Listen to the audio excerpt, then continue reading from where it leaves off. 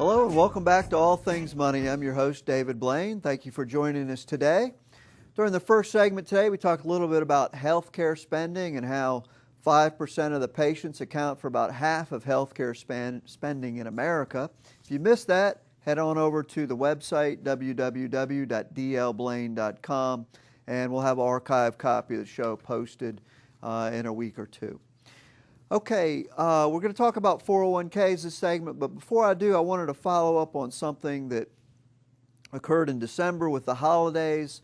You may not have noticed, but the Congress voted to extend the payroll tax cut on December 23rd, and I wanted to cover a few things about that payroll cut that you may not have understood, or with the holidays you may have missed it. So, number one, the extension is temporary.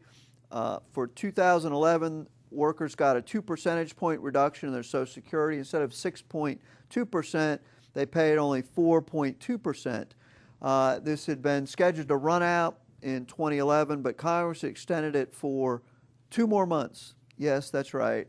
All the wrestling and complaining and fighting was over a 2-month extension. It's my feeling they'll probably extend it for the rest of the year, but that's another thing. Just remember, it's temporary, scheduled now to expire February. The extension also applies to self-employed individuals. This is a big change that it also encompasses self-employed people. The rate reduction is automatic.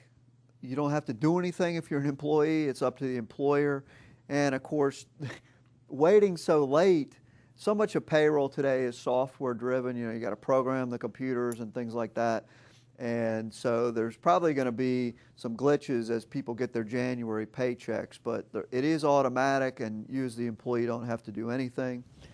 The reduction has no impact on your Social Security benefits, which is probably part of the reason why we're broke in this country, is we keep giving people these breaks and don't change the benefits. But anyway, your benefits will not be reduced just because you're paying less into it.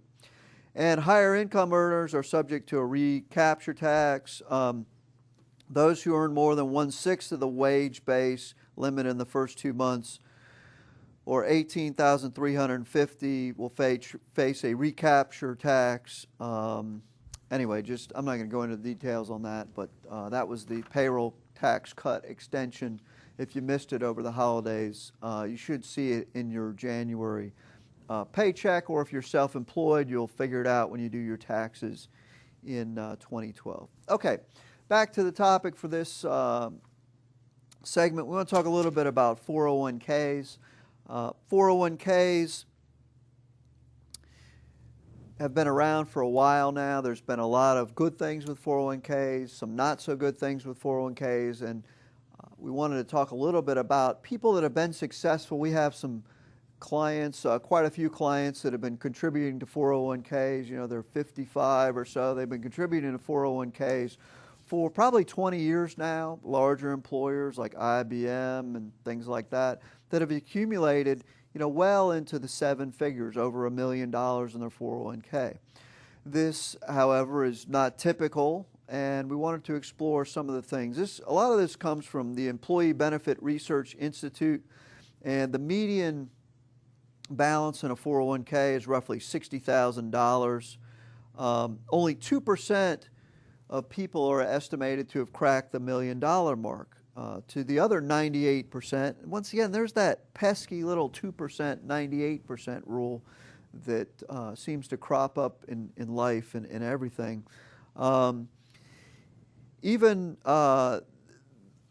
So for people that haven't cracked that mark, the 401k has been somewhat of a disappointment. I mean, realistically, if you have $60,000 in your 401k, you are going to be heavily dependent on Social Security. I mean, $60,000 401k is just not going to support much lifestyle. The first 401k plans came out of 1981, and now they've become really very complex. They have too many options, too many fees. Frankly, too many ways to get the money out of it. I see a lot of younger people, they switch job to job, and every time they switch job, they take the 401k out. They take the money out. In today's mobile society, you've got to leave that money in there and let it accumulate, but we see a lot of people that they don't do that.